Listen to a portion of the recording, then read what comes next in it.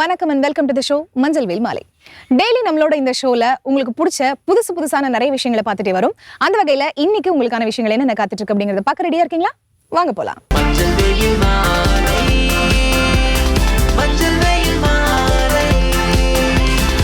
நம்ம ஷோட first segment யோகாசனம்.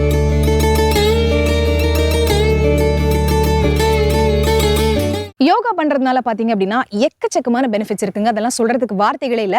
அதுல மெயினான விஷயம் என்ன அப்படின்னு பாத்தீங்கன்னா ஹார்ட்டுக்கு தேவையான பிளட் சர்க்குலேஷன். அது ரொம்பவே மெயினான விஷயம். அதுக்கு அடுத்தபடியா பாத்தீங்க அப்படின்னா பாடிக்கு தேவையான ரிலாக்ஸேஷன். இது எல்லாமே யோகாசனம் பண்றதுனால நம்மளுக்கு கிடைக்கும் அப்படின்னு நம்ப முடியுதா? எஸ். சோ இன்னைக்கு நம்மளோட இந்த செக்மெண்ட்ல என்ன ஆசனம் பார்க்க போறோம், அதுக்கு என்ன பெனிஃபிட் சொல்ல போறாங்க அப்படிங்கறத பாருங்க. அனைவருக்கும் வணக்கம். இன்றைய யோகா பகுதியில் நம்ம பார்க்கக்கூடியது மாலா ஆசனால வேறுபாடுகளை பார்த்துட்டு இருக்கோம். பகுதி 2. இதுல அமர்ந்த நிலை மாலா ஆசனால இருந்தே ஒண்ணு மாதிரி பண்ண போறோம். அதுக்கப்புறம் அடுத்தது காளி ஆசனா சொல்லக்கூடிய காடஸ் போஸ், அதுலயுமே நம்ம பண்ண போறோம். ஒரே மாதிரி ஸ்ட்ரெச்சை 2 விதமா நம்ம செய்ய போறோம். அவ்வளவுதான். இதுல 2துலயுமே பார்த்தோம்னா நம்மளோட இந்த ஹிப் ரீஜன், அதாவது நம்ம அந்த பெல்விக் ரீஜன் நல்லாவே ஓப்பன் ஆகும். அதுக்காக தான் நம்ம இது மாதிரி பண்றோம். இப்போ எப்படி பண்றதுன்னு பார்க்கலாம் வாங்க. ஃபர்ஸ்ட் காளி ஆசனால நின்றுட்டு நம்ம பண்ணிடலாம். இப்போ நின்ற நிலையில் காலை கொஞ்சம் அப்படியே அகட்டி வச்சுக்கலாம்.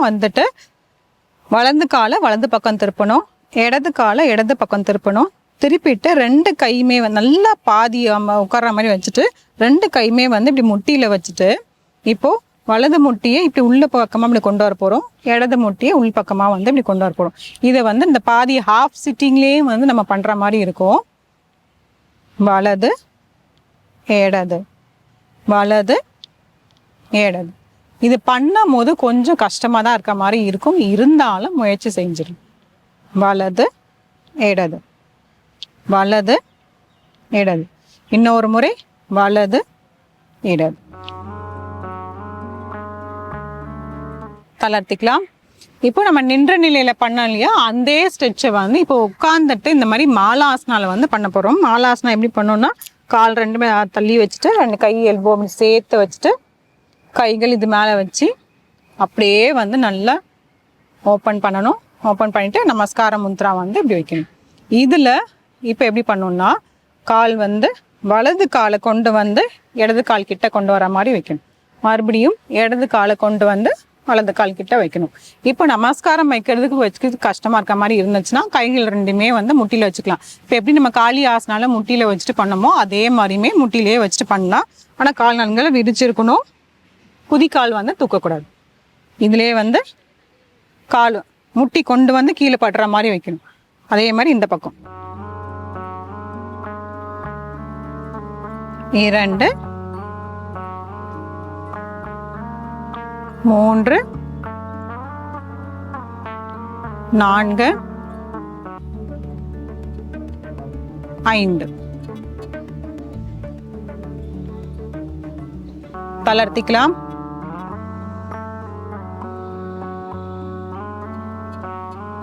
மாலாசனா பண்ணாலுமே நமக்கு நிறைய பலன்கள் இருக்கு. அதாவது பின்னாடி இடுப்பகுதி ஹிப் ஓப்பனிங் அப்படின்னு சொல்லுவாங்க. அந்த ஹிப் ஓப்பனிங்கும் இதாகும். அதுக்கப்புறம் பெல்விக் ரீஜன் நல்லா ஓப்பன் ஆகிடும். இந்த கிராயின் ஏரியான்னு சொல்லக்கூடிய இந்த இடமும் நல்ல இழிவுத்தன்மை ஏற்படும். இதை இப்போ பண்ணோம் இல்லையா, இந்த மாலாசனால உட்காந்துட்டு காலு கீழே வச்சு முட்டி கீழே வச்சு பண்ணோம் இல்லையா, இது கர்ப்பிணி பெண்கள் தாராளமாக செய்யலாம். மற்ற அதெல்லாம் பண்ண வேண்டாம். இவங்க இந்த மாலாசனால பண்ண வெறுமனே மாலாசனா, அதுக்கப்புறம் முட்டியை கீழே வைக்கிற மாதிரி பண்ணுறதையும் பண்ணலாம். கர்ப்பிணி பெண்கள் தாராளமாக செய்யலாம். அவங்களுக்கு சுகப்பிரசவம் வர்றதுக்கு ரொம்பவே நல்லாவே இருக்கும். அதே மாதிரி முட்டி வலி இருக்கிறவங்களும் இதை பண்ணலாம். பண்ணும் போது முட்டி கண்டிப்பாக வலிக்க தான் செய்யும். செஞ்சு முடிச்சுட்டு அதுக்கப்புறம் கால்கள் நல்லாவே நீங்கள் ரிலாக்ஸ் பண்ணிட்டா சரியாயிடும். இந்த ஆசனங்களை கொஞ்சம் செஞ்சு பாருங்க. மீண்டும் அடுத்த பகுதியில் சந்திக்கலாம்.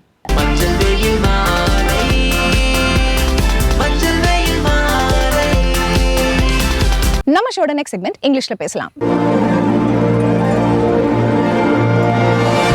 இங்கிலீஷ் கத்துக்கிறது ரொம்ப கஷ்டம், ஆனா எனக்கு கத்துக்க ஆசை இருக்கு அப்படின்னு நினைக்கிற பிகினர்ஸ்க்காகவே இந்த செக்மெண்ட்ல நம்ம ரொம்ப ஈஸியா இங்கிலீஷ் சொல்லி கொடுத்துட்டு இருக்கோம். இன்னைக்கு இவர் எடுத்துக்கக்கூடிய டாபிக் என்ன அப்படிங்கறத பார்க்க ரெடியா இருக்கீங்களா? வாங்க. ஹலோ ஃப்ரெண்ட்ஸ், இன்னைக்கு நம்ம இங்கிலீஷ்ல பேசலாங்கிற நிகழ்ச்சியில புதுசா என்னெல்லாம் பார்க்க போறோம், ஏற்கனவே என்னெல்லாம் பார்த்துட்டு இருந்தோம் அப்படிங்கிற ஒரு சின்ன நினைவூட்டலோட இன்னைக்கான கிளாஸை கொண்டு போகலாம். ஸோ இதை பத்தி பார்த்துட்டு இருக்கோம். காலங்கள் இல்லையா, காலங்கள்ங்கிற விஷயங்களை நம்ம நிகழ்காலம், எதிர்காலம், இறந்த காலம், இந்த மாதிரி எல்லாம் நம்ம என்ன பண்றோம், ஒரு டிஃப்ரென்ஷியேட் பண்ணி பார்த்துட்டே இருக்கோம். இந்த காலங்கள், இந்த டென்சஸ் பொறுத்த வரைக்கும் நமக்கு எவ்வளவு கேட்டகரிஸ் இருக்கு? 12 கேட்டகரிஸ் இருக்கு. ஸோ ஒவ்வொரு கேட்டகரிஸும் நடந்தது, நடக்க இருக்கிறது, நடக்க போறது, நடந்துட்டு இருக்கிறது, ஸோ இல்ல நடக்கல அப்படிங்கிற மாதிரியான எல்லா அஃபர்மேஷன்ஸோட நமக்கு என்ன பண்ணுது, நமக்கு விரிவாக்கமா சொல்லிக்கிட்டே தான் இருக்கு. ஸோ அதன் அடிப்படையில் நம்ம எந்த டென்சஸ் பத்தி லைக் ஸ்பெஷலா பார்த்துட்டு இருக்கோம்? ஃபியூச்சர் பர்ஃபெக்ட் டென்ஸை பத்தி தான் ஸ்பெஷலா பார்த்துட்டு இருக்கோம் இல்லையா? ஃபியூச்சர்ல நீங்க பேசக்கூடிய விஷயத்த எப்படி நம்ம கரெக்டா பண்ணலாம் அப்படிங்கிறது தான். ஸோ அது வந்து அஃபர்மேஷன் ஆஃப் பாசிட்டிவ்லியா, நெகட்டிவ்லியா, இல்லை இன்ட்ராகேட்டிவ்லியா, ஸோ அப்படிங்கிறத பேஸ்ல பண்ணலாம் இல்லையா? ஸோ அப்படி பண்ணும்போது நம்ம என்ன பண்ணலாம், அந்த விஷயத்த எப்படி கரெக்டா கொண்டு வரலாம் அப்படிங்கிறது மட்டும்தான். ஸோ அதுல நம்ம என்ன பண்றோம், ஒரு ஹைலைட்டர் ஆஃப் வேர்ப் ஃபார்மை நம்ம கொடுக்குறோம். ஸோ வேர்ப் ஃபார்ம் வரும்போது நமக்கு என்ன பண்றாங்க, அந்த வேர்ப் ஃபார்ம் தான் என்ன நீங்க வேலையை பார்க்க போறீங்க அப்படிங்கிற ஒரு ஆக்ஷனை செயல்படுத்தி கொடுக்குது. ஸோ ஹைலைட் பண்ணி கொடுக்குது. ஸோ அப்படிங்கும் போது நம்ம என்ன பண்ணலாம் அப்படின்னா, அந்த ஆக்ஷனை எப்படி கொண்டு வரலாம் அப்படிங்கிறது தான், எப்படி பேஸ் பண்ணி கொண்டு வரலாங்கிறது தான். So one thing. அதுக்கப்புறமா என்ன பண்றோம், எந்த அஃபர்மேஷன்ஸ்ல நான் அந்த வேலையை முடிச்சேன், முடிக்கல, முடிக்கலாமா, முடிச்சிருப்பாங்களா அப்படிங்கிற மாதிரி அப்படி ஒரு அஃபர்மேஷன்ஸையும் நம்ம உள்ள கொண்டு வரதான். ஸோ ஒவ்வொரு டென்சஸ்லயுமே ஒவ்வொரு அஃபர்மேட்டிவ் கொண்டு வரும். ஸோ இப்போ இதுல நம்ம என்ன டென்ஸ்ல என்ன மாதிரியான சென்டென்ஸ் எழுதலாம், எப்படி வேர்ப் ஃபார்ம் அமைக்கலாம், அந்த சென்டென்ஸை எப்படி ரூல்ல கொண்டு வந்து நம்ம கொண்டு வரோம், ஆன்சர் எழுதலாம்ன்றத பார்ப்போம் வாங்க. ஸோ இன்னைக்கு பார்க்க போற டென்ஸ் வந்து future perfect tense.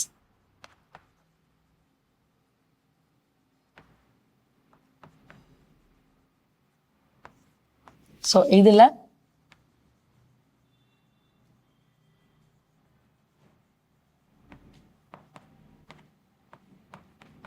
interrogative, V1, V2, V3, verb form, present, past, past participle அப்படிங்கிறது தான். ஸோ என்ன verb formனா move அப்படிங்கிறது. move அப்படின்னா நகர்ந்து போகிறது.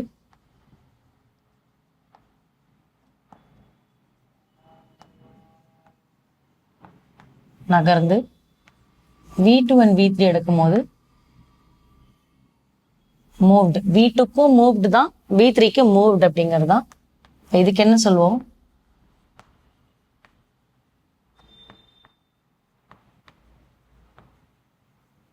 நகர்ந்தது. ஸோ நகர்ந்து, நகர்ந்தது, மூவ், மூவ்டு, மூவ்டு அப்படிங்கிற ஒரு verb form. இதுல subject I, we, you, he, she, they, it. So இதெல்லாம் நமக்கு எங்க வராங்க, சப்ஜெக்ட்ங்கிற ஒரு இடத்துல வராங்க இல்லையா? ஸோ இப்போ ரூல் எழுத போறோம்.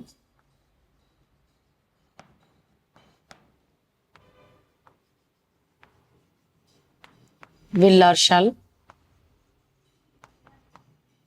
plus subject plus என்ன பண்ண போறோம், நம்ம perfectனால have. So will or shall ஒரு சப்ஜெக்ட் கொடுக்குறோம், perfectங்கிறதுனால indicating have. அதுக்கப்புறம் V3ன்னு சொல்றோம். V3 வந்து past participle வரக்கூடியதா இருக்கு. இதுல கொஸ்டின் ஃபார்ம் வருது. இதுதான் நமக்கு என்ன வருது, ரூலா நமக்கு ஃப்ரேம் பண்ணியிருக்கோம். ஸோ இதை நம்ம என்ன பண்ண போறோம், எக்ஸாம்பிள் எழுதுறோம். ஸோ will they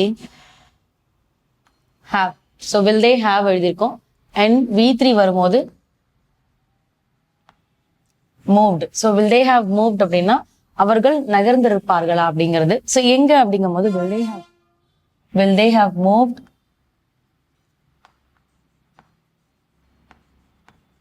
the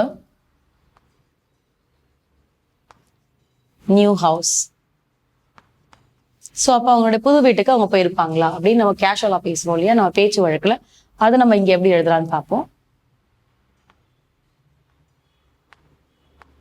அவர்கள்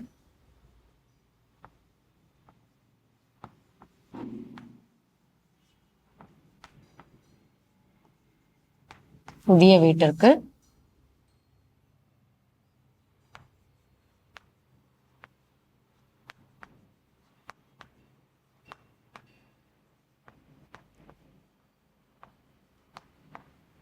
நகர்ந்திருப்பார்களா. ஸோ அப்போ அவங்க அவங்களோட புது வீட்டுக்கு போயிருப்பாங்களா அப்படிங்கிறதா. ஸோ அது போயிருப்பாங்களா அப்படிங்கிறதுக்கு பதிலாக நம்ம என்ன பண்றோம், மூவ்டு அப்படின்னா போயிட்டு. இப்போ நார்மலாவே நம்ம கேட்போம், ஸோ இப்போ புது வீட்டுக்கு ஷிஃப்ட் ஆயிட்டீங்களான்னு கேட்போம் இல்லையா. ஸோ அப்போ அதுதான் நம்ம மூவ்டு அப்படின்றத வச்சு சொல்லியிருக்கோம். இங்க இன்ட்ராகேட்டிவ் வச்சு இதையே பாசிட்டிவ்ல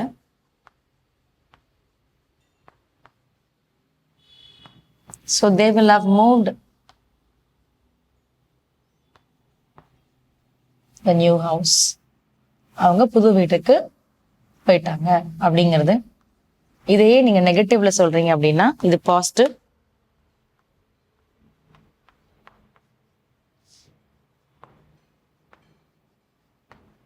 will not have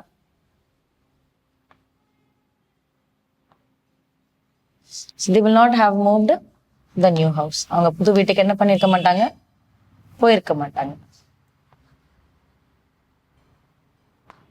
அப்போ the question அப்படிங்கிறது இன்ட்ரோகேட்டிவ் ஃபார்ம். அந்த இன்ட்ரோகேட்டிவ் ஃபார்ம்ல நீங்க என்ன கேள்வியா கேட்குறீங்களோ அந்த கேள்விக்கு நீங்க என்ன பண்றீங்க, பாசிட்டிவ் நெகட்டிவ்ல பதில் சொல்றீங்க. அந்த பாசிட்டிவ் அண்ட் நெகட்டிவ் நீங்க சொல்லக்கூடிய பதில் எப்படி கொடுக்குறீங்க அப்படிங்கிறது மட்டும்தான். ஸோ அப்போ வேர்ப் வந்து மூவ்ட் அப்படிங்கிறத வச்சு நம்ம என்ன பண்ணியிருக்கோம், இன்ட்ரோகேட்டிவ் எழுதி அங்கிருந்து பாசிட்டிவ் நெகட்டிவ் அஃபர்மேஷன்ஸ் கொண்டு வந்திருக்கோம். ஸோ இதை பேஸ் பண்ணி நீங்க என்ன பண்ணுங்க, ஒரு 10 to 20 சென்டென்ஸ் ஹோம்ஒர்க் பண்ணுங்க. ஸோ நெக்ஸ்ட் கிளாஸ்ல நெக்ஸ்ட் இன்ட்ரெஸ்டிங்கான ரூல் அண்ட் சென்டென்ஸோட உங்களை மீட் பண்றேன். தேங்க்யூ.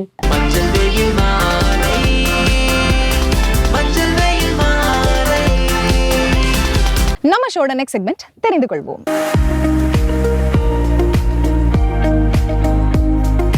நம்மளோட இந்த தெரிந்து கொள்வோம் செக்மெண்ட் மூலமா டெய்லி நிறைய விஷயங்கள் வந்து தெரிஞ்சுட்டு வரோம். இன்னைக்கு இவங்க செலக்ட் பண்ணியிருக்கக்கூடிய அந்த டாபிக் என்ன சொல்லி கொடுக்குறாங்க அப்படிங்கறத பாருங்க. வசந்த் டிவி ரசிகர்களுக்கு வணக்கம். இன்னைக்கும் நம்மளுடைய தெரிந்து கொள்வோம் நிகழ்ச்சியில் தெரியாத பல விஷயங்களை தான் தெரிஞ்சுக்க போகிறோம். எப்போவுமே மனிதனுடைய கண்டுபிடிப்பு அப்படின்னு பார்க்கும்போது அதில் ஆர்கிடெக்சர் அப்படின்ற ஒன்று நிஜமாவே வியக்கத்தக்கது அப்படின்னே சொல்லலாம். ஏன்னா மைண்ட் கால்குலேஷன் அப்படின்ற ஒரு விஷயத்தை பர்ஃபெக்டாக யூஸ் பண்ணக்கூடிய ஒரு இடம்னா அது ஆர்கிடெக்சர் தான் அப்படின்னு சொல்லலாம். ஏன்னா ஒரு பில்டிங்கை கட்டுறோம் அப்படின்னா சாதாரணமாக அது வெறும் ஒரு ரூமு அண்ட் பக்கத்தில் ஒரு பாத்ரூம் அந்த மாதிரி மட்டும் யோசிக்காமல் அதோடைய ஹோல் ஸ்ட்ரக்சரையும் யோசித்து கட்டக்கூடிய ஒரு விஷயம் இருக்கு இல்லையா. இது ஒன்றும் உடனேலாம் வந்துடல. எப்படி கட்டுனா, எந்த மாதிரி கட்டுனா அது எல்லா சீக்வன்ஸ்லையும் சூப்பராக உட்காரும் அப்படின்ற மாதிரி யோசிச்சு அண்ட் நிறைய எக்ஸ்பெரிமெண்ட் பண்ணி தான் ஆர்கிடெக்சர் அப்படின்ற ஒரு விஷயத்தையே ப்ராப்பராக இப்போ கட்டமைச்சிருக்காங்க. பார்த்தீங்களா, கட்டுமான பணியே கட்டமைக்க வேண்டியதாக இருக்குது. அப்படி இருக்கும்போது 3800 வருஷங்களுக்கு முன்னாடி கட்டின பிரமிட் அப்படின்ற ஒரு விஷயம் இப்போ வரைக்கும் வியக்கத்தக்க ஒன்றா தான் பார்க்கப்படுது. ஏன்னா வெறும் ஸ்கொயராகவோ ரெக்டாங்கிளாக மட்டும் ஒரு பில்டிங்கை கட்டாமல் முக்கோண வடிவில் கட்டினோம்னா அதனால் வரக்கூடிய பெனிஃபிட்ஸ் என்னென்ன, ஈவன் எர்த்குயிக் வந்தால் கூட அந்த பில்டிங் எந்த அளவும் சேதமடையாத மாதிரி தான் அந்த முக்கோண வடிவத்திலே கட்டியிருப்பாங்க. இப்படி நிறைய விஷயங்களை பார்த்து கட்டியிருந்தாங்க. அதுதான் வேர்ல்டுலேயே டாலஸ்ட் ஒரு பில்டிங்காக பார்க்கப்பட்டுச்சு. ஆனால் 150 வருஷத்துக்கு முன்னாடி வந்த ஈஃபில் டவர் அப்படின்ற ஒரு விஷயம் எல்லாத்தையும் தூக்கி சாப்பிட்டுருச்சு. அதுதான் இருக்கிறதுலையே டாலஸ்ட் பில்டிங் அப்படின்ற மாதிரி சொல்லிட்டாங்க. அண்ட் அது எல்லாத்தோடைய மிக முக்கியமான ஒரு காதல் சின்னமாகவும் பார்க்கப்படுது. அங்கே போக முடிஞ்சவங்க அங்கே போய் ஃபோட்டோ எடுத்து போடுறதும், போக முடியாதவங்க அதை வாங்கி கொடுக்குறதும் அப்படின்ற மாதிரி ஒரு காதல் சின்னமாக பார்க்கப்படுதுன்னு வச்சுக்கோங்க.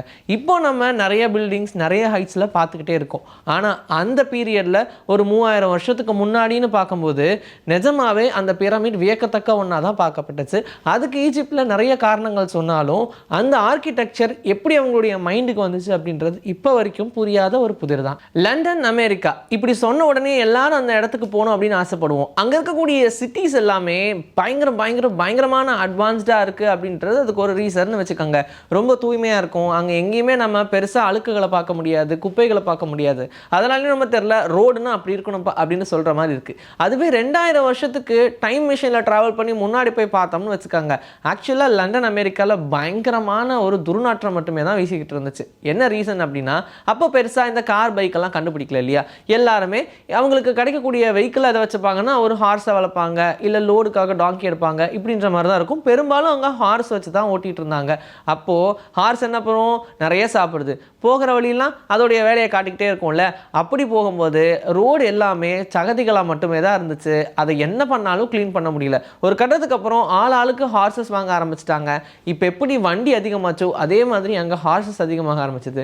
க்ளீன் பண்ணுறதுக்கு ஆட்களை நியமிச்சிருந்தாலும் அந்த வேஸ்ட் எல்லாம் எங்கே கொண்டு போய் டம்ப் பண்ணுறது, அப்படியே ஒரு இடத்துல டம்ப் பண்ணாலும் அதோடைய துர்நாற்றம் அப்படின்றது பயங்கர அதிகமாக இருந்துச்சு. இந்த மாதிரி மாதிரியான விஷயங்கள்லாம் எப்படியாவது டேக்கிள் பண்ணும் அப்படின்னு யோசிச்சு இந்த கார் அண்ட் அந்த பைக்கை இன்ஜினை கண்டுபிடிக்கிறதுக்கான மிக முக்கியமான ரீசன்ஸாக நிறைய இருந்தாலும் அதில் ஒன்றா கண்டிப்பாக நம்ம யூஸ் பண்ணக்கூடிய இந்த வெஹிக்கிள்ஸ் அந்த ஹார்ஸ் அண்ட் டாங்கி இது எல்லாத்தையுமே அவாய்ட் பண்ணுன்றது ஒரு பெரிய ரீசனாக தான் இருந்துச்சு. அண்ட் அதுக்கப்புறமா ஒரு பெரிய கண்டுபிடிப்புலாம் கண்டுபிடிச்சாங்க, நிறைய வண்டிகள் வந்துச்சு. இப்போ நம்ம யூஸ் பண்ணுறதை விட அட்வான்ஸ்டாக ஃப்ளோட்டிங் கார்ஸ்லாம் வர ஆரம்பிச்சிருச்சுன்னா பார்த்துக்கோங்களேன். நம்ம யூஸ் பண்ணுற கேமராலெல்லாம் ஒரு ஆப்ஷன் இருக்கும், ஷட்டர் சவுண்ட் அப்படின்னு சொல்லுவாங்க. நம்ம எடுக்கும் போது அந்த கிளிக் சவுண்டு வருது இல்லையா, அதை வேணும்னு ஆன் பண்ணிக்கலாம், ஆஃப் பண்ணிக்கலாம். இப்படி ஒரு ஆப்ஷன் இருக்குது. ஏன்னா நம்ம நிறைய கான்ஃபரன்ஸ் மாதிரியான இடங்களுக்குலாம் போவோம், அது ஒரு மாதிரி கிளிக் சவுண்டு கொஞ்சம் வந்து நம்மளுடைய இமேஜ் டேமேஜ் பண்ணுற மாதிரி இருக்கும், அதனால் சைலண்டில் போட்டுக்கலாம் அப்படின்ற மாதிரிலாம் யோசிப்பாங்க. ஆனால் ஜப்பானில் நீங்கள் என்னதான் பெரிய கையாக இருந்தாலும் ஷட்டர் சவுண்டை உங்களால் ஆஃப் பண்ணவே முடியாது, கண்டிப்பாக அது ஆனில் தான் இருக்கணும் அப்படின்னு சொல்கிறாங்க. இதுக்கு என்ன காரணம் அப்படின்னா அங்கே இருக்கக்கூடிய கேர்ள்ஸ் எல்லாருமே அவங்களுடைய ப்ரைவசியை இழக்கிற மாதிரி ஃபீல் பண்ணுறாங்க. இந்த மாதிரி நிறைய தேவையில்லாத ஃபோட்டோஸ் எடுத்து அதனால் அவங்களுடைய காம்ப்ளெக்ஸ் ரொம்ப ரொம்ப கம்மியாகுது அப்படின்றத கண்டுபிடிச்சாங்க. அதனாலேயோ என்னமோ தெரியல, அங்கே இருக்கக்கூடிய கவர்மெண்ட் ஸ்ட்ரிக்டாக ஒரு ஆர்டர் பண்ணிட்டாங்க, அங்கே எந்த மொபைல்ஸ் லான்ச் பண்ணாலும் சரி அதில் டிஃபால்ட்டாக ஷட்டர் சவுண்டு ஆனில் மட்டும்தான் இருக்கணும், ஆஃப் பண்ணுறதுக்கான ஆப்ஷனே கொடுக்கக்கூடாது அப்படின்னு. இது பெண்களுடைய சேஃப்டியை பொறுப்படுத்துகிற மாதிரியான ஒரு இனிஷியேட்டிவாக தான் பார்க்கப்படுது. குறிப்பாக ஒரு சில நாடுகளில் பார்த்தோம்னா அங்கே இருக்கக்கூடிய லேண்டர் யார் வேணாலும் வாங்கலாம் அப்படின்ற மாதிரி இப்போ அட்வர்டைஸ்மெண்ட்டே பண்ண ஆரம்பிச்சிட்டாங்க. இங்கே நம்ம கோல்டு வாங்குற காசுக்கு அங்கே கிட்டத்தட்ட ஒரு ஏக்கர் நிலமே வாங்கலாம் அப்படின்ற மாதிரிலாம் ஆட்ஸ் நம்ம பார்த்தோம். ஆனால் தாண்டி இந்தியாவுக்குள்ளேயே ஒரு இடத்துல மட்டும் உங்களால் லேண்டே வாங்க முடியாதுன்னு சொன்னால் எப்படி இருக்கும்? அது என்னப்பா இடம் சொல்லு, நான் வாங்குறேன் அப்படின்ற மாதிரி யோசிச்சிங்கன்னா அது சிக்கிம் அப்படின்ற இடம் தான். இந்த சிக்கிம் ஒரு full and full of culture நிறைஞ்ச ஒரு இடம் அப்படின்னு சொல்கிறாங்க. அங்கே இருக்கக்கூடிய ஆட்கள் அங்கேயே சம்பாரிச்சு இல்லை அங்கேயே வந்து வாழ்ந்து ஹெரிடேஜாக அவங்களுடைய பரம்பரையாக அங்கேயே இருந்தவங்க அங்கே இடம் வாங்கணும் அப்படின்னா அது ரொம்ப ஈஸி ப்ராசஸ், அது ரொம்ப சீக்கிரமாகவே வாங்கிடலாம். ஆனால் அது ரொம்ப கஷ்டமான வேலை, ஏன்னா பணம் சம்பாதிக்கணும். ஆனால் உங்ககிட்ட நிறைய பணம் இருக்குது, நீங்கள் போய் சிக்கிமில் வாங்கலாம் அப்படின்னு நினச்சிங்கன்னா அது சாதாரண வேலையே கிடையாது, ரொம்ப ரொம்ப கஷ்டம். அங்கே முதல்ல இடமே கொடுக்க மாட்டாங்க அப்படின்னு தான் சொல்கிறாங்க. ஏன்னா வெளிநாட்டில் இருந்தோ இல்லை அதர் ஸ்டேட்டில் இருந்தெல்லாம் வரவங்க கண்டிப்பாக இந்த சிக்கிமில் இருக்கக்கூடிய அந்த கல்ச்சரை டேமேஜ் பண்ண ட்ரை பண்ணுவாங்க. அந்த மாதிரியான ஒரு விஷயமே நடந்துடக்கூடாது. வேணா சிக்கிமை ஒரு டூரிஸ்ட் ஸ்பாட்டாக யூஸ் பண்ணிக்கலாமே தவிர்த்து அங்கே வந்து பட்டா போட்டு உட்காரலாம் அப்படின்னு மட்டும் நினைக்கவே கூடாது. அதனால சிக்கிமில் ஆஸ் பர் தி லா யாராலையும் அவுட் சைடர்ஸ் லேண்ட் வாங்க முடியாது அப்படின்னு தான் சொல்கிறாங்க. யார் என்ன வேணால் பண்ணுங்கப்பா, என் வேலைக்கு ஒன்றும் பண்ண முடியாது ஏஐயால் அப்படின்ற மாதிரி தான் எல்லாரும் அதுப்பில் சுற்றிக்கிட்டு இருக்கோம். ஏன்னா ஒவ்வொருத்தங்க பார்க்குற வேலை அப்படி, அதனால் கண்டிப்பாக நம்மளை ரீப்ளேஸ் பண்ணுறதுக்கு இன்னொரு ஆப்ஷனே கிடையாது அப்படின்னு ரொம்ப அதுப்பில் சுற்றுவாங்க. அவங்க எல்லாருக்கும் ஆப்படிக்கிற மாதிரி ஒரு விஷயம் தான் இப்போ ட்ரெண்ட் ஆகிட்டு இருக்கு. பேக்ரவுண்ட் டான்சர்ஸ்லாம் இருப்பாங்க இல்லையா, அவங்கள ரீப்ளேஸ் பண்ணுறதுக்கு ஏஐ யூஸ் பண்ணலாம் அப்படின்ற மாதிரி பிளான் பண்ணாங்க. பிளான் பண்ணது மட்டும் இல்லாமல் அப்படி ரியலாகவே ஒரு கான்செப்ட் நடந்ததில் ஃப்ரண்ட்டில் ஒரு ஆள் பாடிக்கிட்டே ஆடுறாரு ஜாலியாக, அதுக்கு பின்னாடி ஏஐ ரோபோட்ஸ் ஆடுது அப்படின்ற அந்த வீடியோ பார்த்ததும் எல்லாரும் ஸ்டன் ஆயிட்டாங்க. என்னடா அது, இதுக்கும் ஆப்படிப்பீங்க அப்படின்ற மாதிரி இருந்துச்சு. ஈவன் டான்ஸ் அப்படின்றது நம்மளுடைய உடல் நலத்துக்காக பண்ணுறது தானே, அந்த இடத்துலையும் தேவையில்லைப்பா நாங்கள் ஏன் வச்சுக்கிறோம் அப்படின்னா அப்போ அங்கே ஆடுறவங்களாம் என்னையா பண்ணுறது அப்படின்ற மாதிரி இருக்குது. ஈவன் இன்னும் எதுவும் நிறைய படங்கள்லாம் யூஸ் பண்ண ஆரம்பிக்கலை. இன்கேஸ் அப்படி மூவிஸில் தான் நிறையா யூஸ் பண்ண ஆரம்பிச்சிட்டாங்கன்னால் நிறையா சிக்கல்கள் வரதுக்கு சான்சஸ் இருக்குது. அது எப்படி ஃபேஸ் பண்ண போகிறோம் அப்படின்றது தான் தெரியல. ஏன்னா மூவிஸில் வந்து ஆரம்பிச்சிருச்சுன்னா அது அப்படியே ட்ரெண்ட் ஆகணுன்றதுக்காக நிறையா வெட்டிங்ஸில் யூஸ் பண்ண ஆரம்பிப்பாங்க. வெட்டிங்ஸ்லேயே நிறைய ஈவெண்ட்ஸ் அதுலேயே போயிடும். இப்படி ஒவ்வொரு ஃபங்க்ஷன்ஸ்க்கும் ஏஐ வச்சு பண்ணலாம் அப்படின்னு நினைக்கும் போது நிறைய பேருடைய வேலைக்கு இது ஆப்படிக்கிறதுக்கு சான்சஸ் இருக்குது. ஈவன் இது ரொம்ப பெரிய இடத்த தான் தொடும் அப்படின்னு நினச்சோம். ஆனால் அப்படிலாம் கிடையாது, எல்லா இடத்துலையும் நாங்கள் பூந்து விளையாடுவோம் அப்படின்ற ரேஞ்சில் தான் மனிதர்களே அவங்களுக்காக சூனியம் வச்சுக்கிட்டு இருக்காங்க. ஏஐயால் மனிதர்களுக்கு மட்டும் இல்லை இயற்கைக்குமே பாதிப்பு இருக்குது அப்படின்னு சொல்கிறாங்க. ஏன்னா இப்போ நம்ம யூஸ் பண்ணக்கூடிய ஏஐ ஃபெசிலிட்டிஸ் இருக்கு இல்லையா, சாட்ஜிபிடி, ஜெமினி மாதிரியான அப்ளிகேஷன்ஸில் நிறைய பிரச்சனைகளை நம்ம ஃபேஸ் பண்ணிட்டு தான் இருக்கோம். அதில் முக்கியமான ஒன்றுன்னு பார்த்தா இந்த தண்ணியை அதிகமாக யூஸ் பண்ணுறது.